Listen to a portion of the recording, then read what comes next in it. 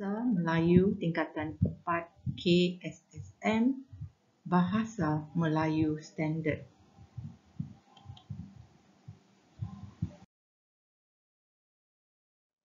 Standard kandungan 4.1, memahami dan mengapresiasi karya sastra.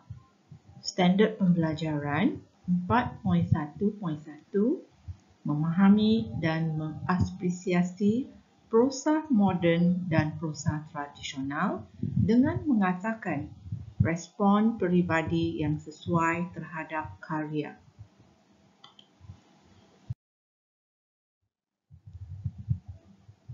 Panduan untuk menulis semula petikan Bahasa Melayu Klasik kepada Bahasa Melayu Standard.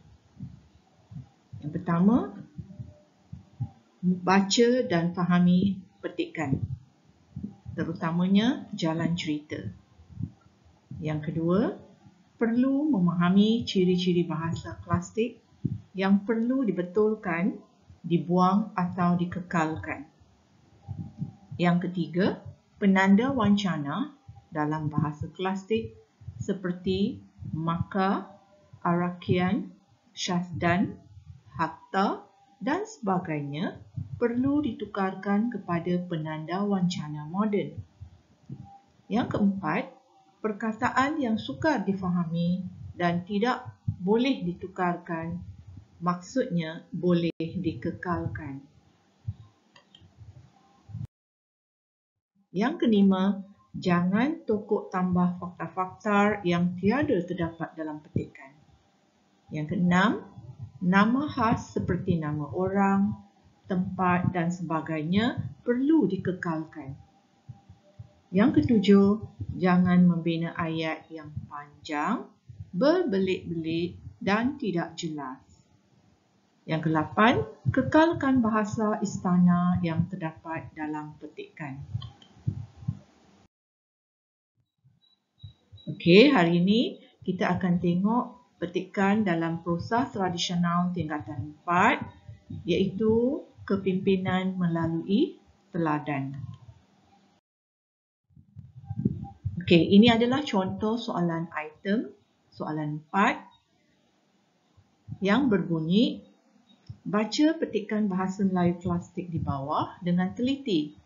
Kemudian, tulis semula petikan tersebut dalam Bahasa Melayu Standard tanpa mengubah bentuk dan maksud asalnya. Okey, ini adalah contoh soalan 4.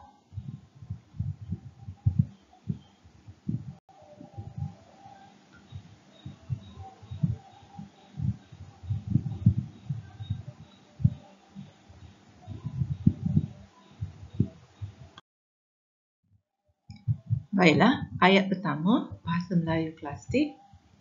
Berapa lamanya didengar oleh Patih Gajah Manda, prajurit yang 7 bersaudara yang dititahkan Seri Bentara pergi ke Melaka itu sudah mati. Bahasa Melayu moden, Patih Gajah Manda sudah lama mendengar cerita tentang kematian 7 orang prajurit bersaudara yang dititahkan oleh Seri Bentara pergi ke Melaka itu. Ayat kedua, maka Patih pun hairan. Maka Patih Gajah Manda pun fikir dalam hatinya. Bahasa Melayu moden, kemudian Patih Gajah Manda pun berasa hairan. Kemudian Patih Gajah Manda pun berfikir di dalam hatinya. Ayat ketiga, adapun negeri Melaka itu sukar binasa, maka puas hatiku. Dalam Bahasa Melayu moden, sekiranya negeri Melaka yang sukar dikalahkan itu binasa, maka barulah puas hatiku. Ayat keempat, adapun seperti kabar prajurit 7 bersaudara yang di Bukit Cina itu, jika tiada ia mati, nescaya Allahlah Melaka itu. Dalam Bahasa Melayu moden, sebenarnya ada berita yang mengatakan bahawa Melaka pasti sudah kalah. jika 7 prajurit bersaudara di Bukit Cina itu tidak mati.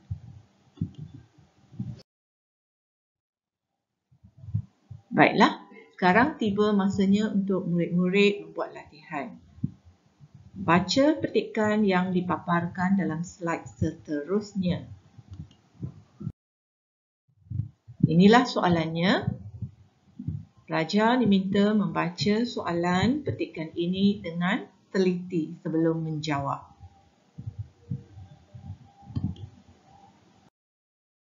Ayat pertama. Adapun jika belum Manirah bunuh Ratu Melaka dan Laksmana itu belum mati, tiada mahu Manirah jadi penggawa. Dalam ayat pertama, ada perkataan Manirah yang bermaksud saya.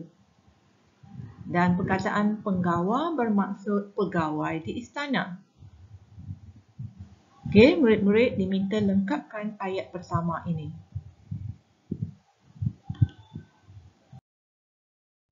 Ayat kedua, setelah Pasti Gajah Manda mendengar demikian itu, maka ia pun terlalu sukacita. Seraya diperjamunya makan minum dan bersuka-sukaan dan diberinya persalin. Dalam ayat kedua, perkataan persalin bermaksud pakaian.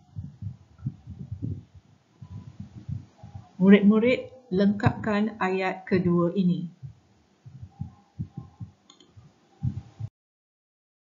Ayat ketiga, setelah sudah maka Kertalah Sari pun dibawanya masuk menghadap Seri Bentara.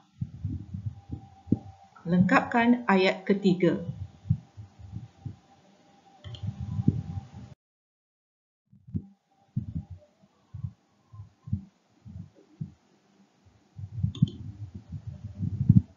Okey, ini adalah cadangan jawapan daripada cikgu. Ayat pertama tadi, jika saya belum membunuh Ratu Melaka dan Laksmana belum mati, maka saya tidak mahu menjadi penggawa.